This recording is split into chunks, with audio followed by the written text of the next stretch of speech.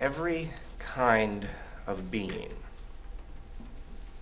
every kind of healthy being, from an amino acid to a galaxy, from an electron to a person, is at the same time a composite of other beings, a whole unto itself, and a part of a larger magnitude. For instance, a cell is a cell entire and whole. But it's made up of molecular components, which are also themselves entire and whole. A number of cells together create a more complex organism, a plant, or an eye, for instance. And each rung up on this ladder of being transcends and includes all that it is built upon. So the premise, to state it again, is that every kind of being, from an atom to an elephant to a planet, is at the same time a composite of other beings, a whole unto itself, and a part of a larger magnitude of being. A letter is self-existing. The letter B is self-existing and simultaneously an integral part of a word, which then is a part of a sentence, which is then part of a paragraph, which is part of a page, and so on. So everything from quarks to matter to energy to ideas can be looked at in this way.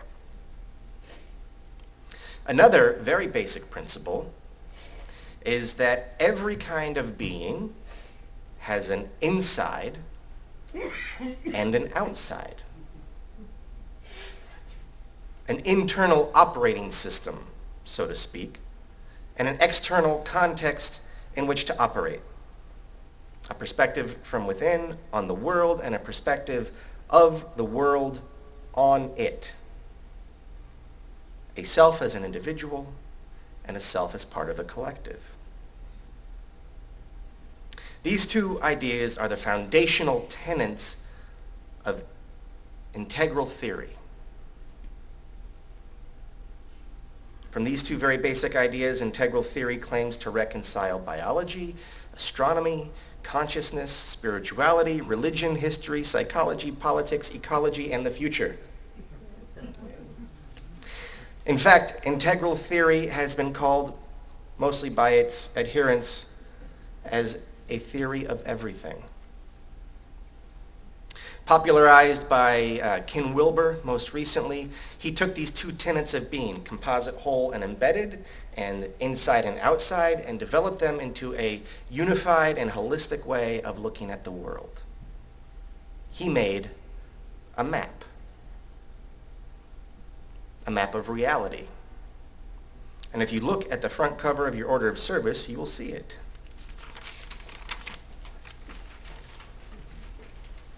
There you will see the graphic representation of the interiors and exteriors of individuals and collectives. It's a pretty basic map for a map of reality, right? Well, it covers a lot of ground, so it needs to be fairly general. The upper left is the interior individual, the consciousness, intention. The upper right is the exterior individual, the body and behavior. Below that is the collective exterior. So planetary, political, and economic, and social systems. The lower left is the interior collective, which is culture and shared meaning. Now, if you drew a dotted line, imagine yourself making a dotted line from the nexus of this map out to the edge of your paper on any one of these, you would be tracing the trajectory of the embedded and transcendent levels of being that we talked about earlier. So for instance, in the lower right quadrant, the exterior collective can be a map representing social systems, technological systems. So foraging would be closer to the center, and post-industrial would be further out. But it's more than a chronicle. I mean, this is useful for organizing information and tracking the history and projecting a future, but it's more than just a chronicle. Like any map, it is also a guide, right? So this map can be used by you to consider almost anything, to test it for soundness, to test what you're considering and find new perspectives on it to keep yourself in balance. This morning we're just going to scrape the topmost layer of this iceberg of integral theory.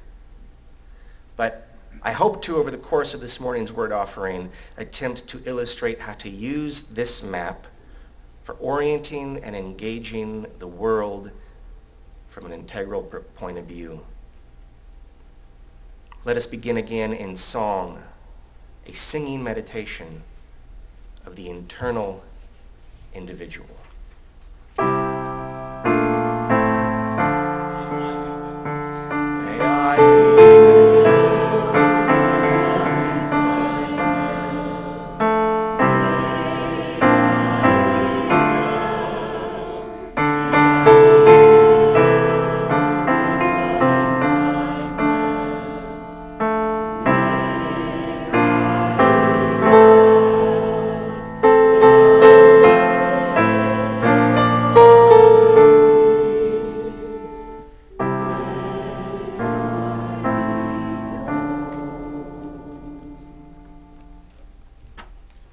So one extraordinary thing about this representation of reality is its inclusiveness. This map creates a situation where we don't need to fall into the trap of addressing an idea, event, or decision from a zero-sum game point of view. So this map keeps us in balance by guarding against ontological extremism. Ontology is the study of being. So this map keeps us from falling into the trap of extremism when we are considering our reality. Because integral theory seeks to integrate the basic components of reality, the interior, exterior, the individual, communal, all of which are along a continuum of organization. Evaluating life from the perspective of integral theory protects us from thinking that there is only one perspective on reality. It encourages us to look at things from multiple angles. Well, 4 angles. So reality is multifaceted, and integral theory reminds us to be wary of thinking that, for instance, consciousness is the reality, or that matter is the reality, or that the interconnected web of life is the reality, or that culturally constructed meaning is the reality. Maybe you've heard echoes of each of these perspectives in conversations that you've taken part in over the course of your life. So integral theory is not saying that these realities are invalid, rather that they are not exclusively authoritative. So integral theory would not say that the strict materialist or the zealous theist are incorrect in and of themselves, but it would say that such a view is limited and incomplete, and therefore doesn't allow the holder of that view to have a full understanding of experience, of their own experience. In integral theory, it is not either or, it is both and, or actually I think it's with. So the interconnected web with consciousness and with culturally constructed meaning and with matter together creates reality. This does have some practical implications, and we'll get into that in a moment. But for now, just consider that for us to live holistically and fully, we need to take in the whole map so that we can engage and evaluate our sense of self, the interior individual, our bodies, the exterior individual, the systems in which we operate, and the culture that frames our understanding. They are all related. They are mutually dependent and emergent. Consciousness, behavior, our embedded systems, and our culture. May you be filled with loving kindness.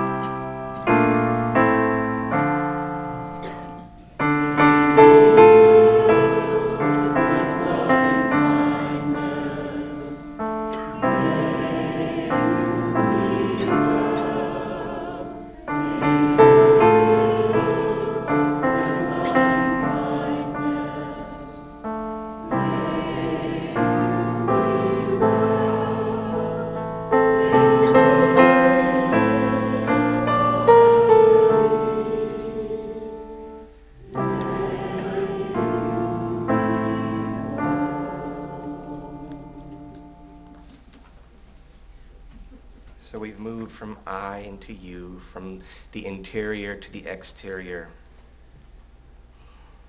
Some Sundays, I like to get up here and tell a story on myself, or just tell a story of example to help you all get a grip on what the heck I'm trying to say.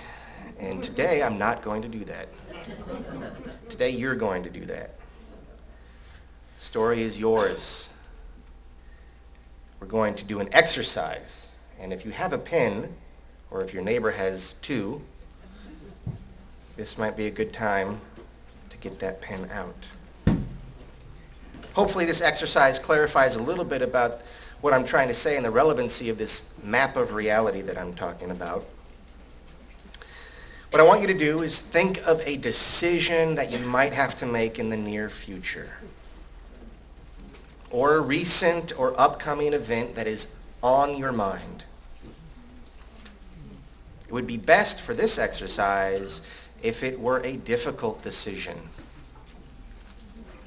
or an impactful event, but it doesn't have to be.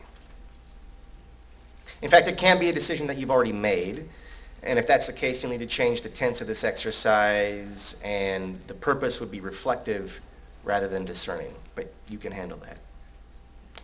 So think of a pending decision or an event. Now, on the front cover of your order of service, towards the top,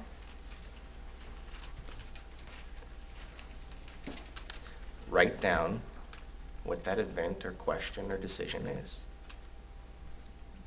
And I'm going to just blaze through this project or process. You'll want to take longer with it, most likely, so writing it down on the map and taking that map home with you might help remind you later. Okay, so you've got your question. Repeat it, please. It's your story. It's your question. The question, the event, the decision that you're trying to make, whatever that is. Write that down someplace on your paper.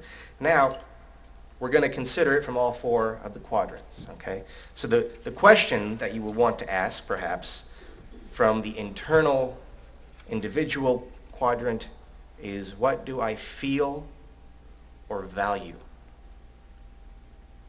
about this choice or about that event?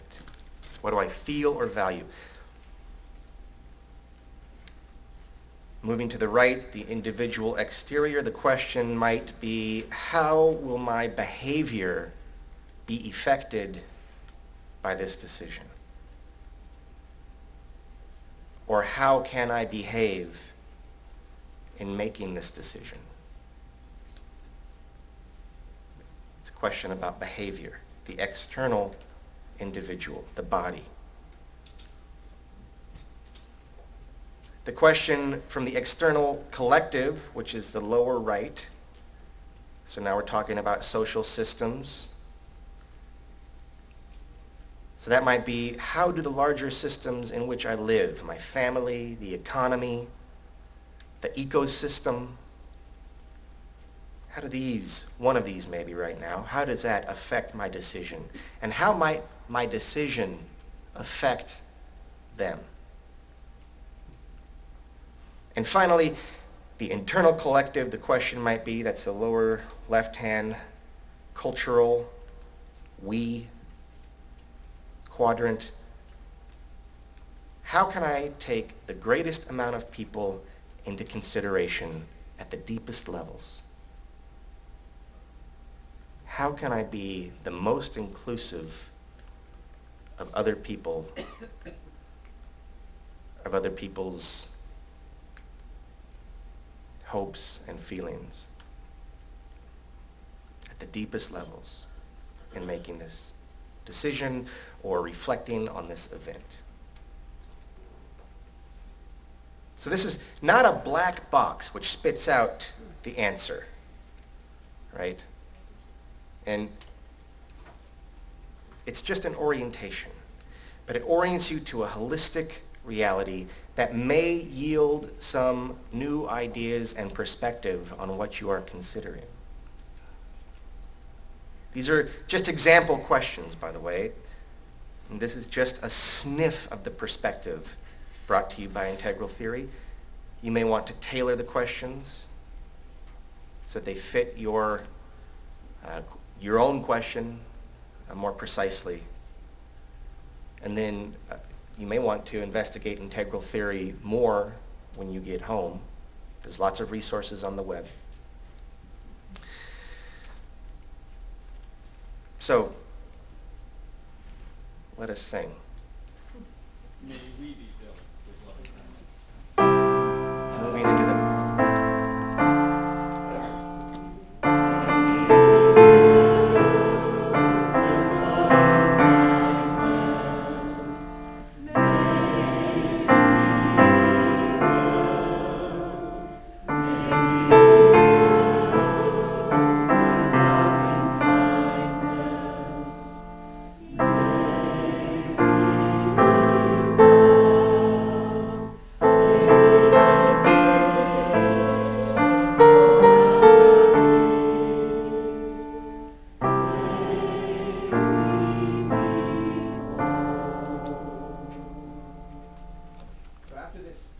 quadrant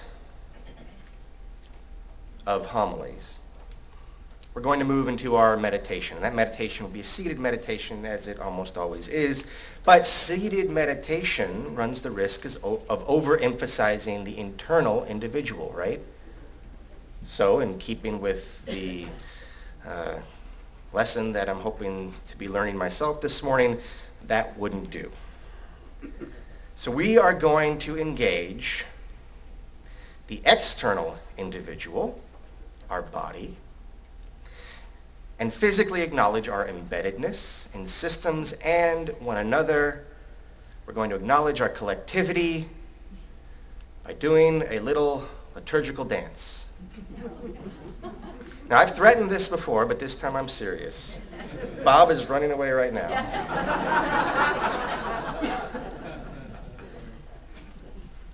But I will not be dancing. You will be dancing. You will be dancing. Okay. I'll dance with you. I'll lead, actually. So, if you would, rise in body or spirit. So this is going to feel a little bit hokey. But there is power in embodiment, in turning your own body into a physical symbol of your intention. So place your hands. We have lovely assistants up here to help me. If you can't see me, you can see BB or Fran. So place your palms together in front of your heart. Close your eyes if you want and set a merciful intention for how you wish to think of yourself.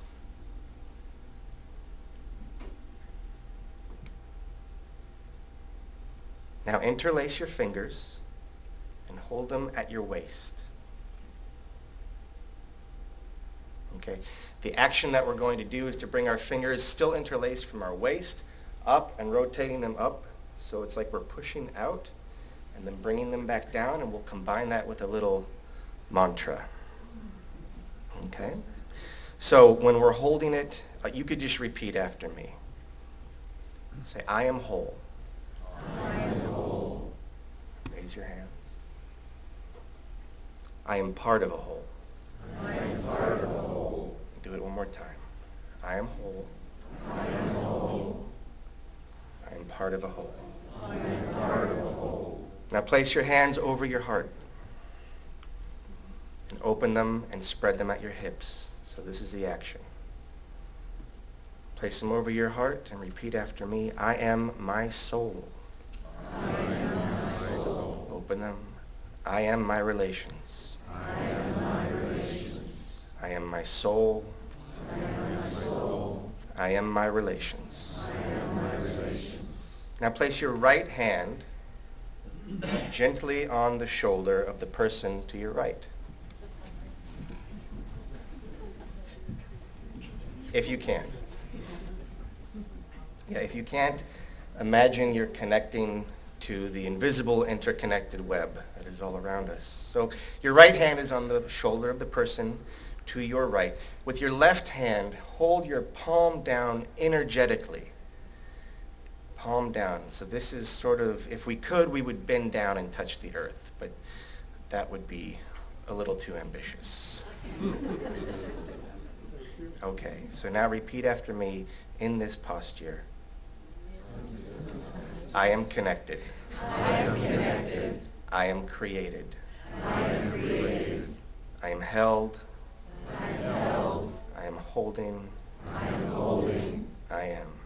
I am. And now with palms together over your lips and your heart, we bow in reverence to all that supports us, all that binds us, all that we are, all that calls us on, all that we will be, to all together now. You may be seated.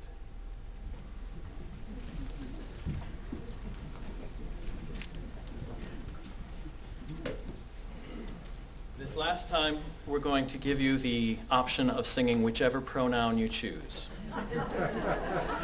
And it doesn't need to be one that we've already sung. It also doesn't need to be the same pronoun throughout. You can change it for each line. And you can also feel free in not singing what the person next to you is singing.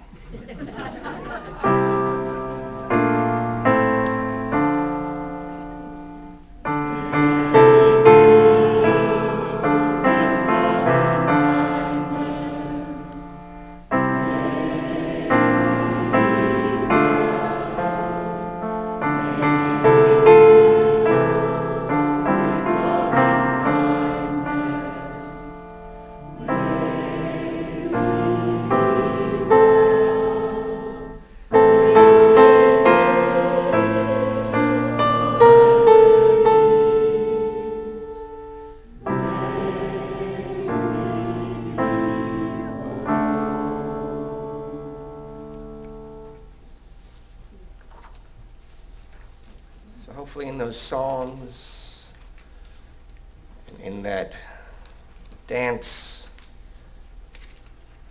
you received a sense or inkling of the 4 quadrants of that reality map.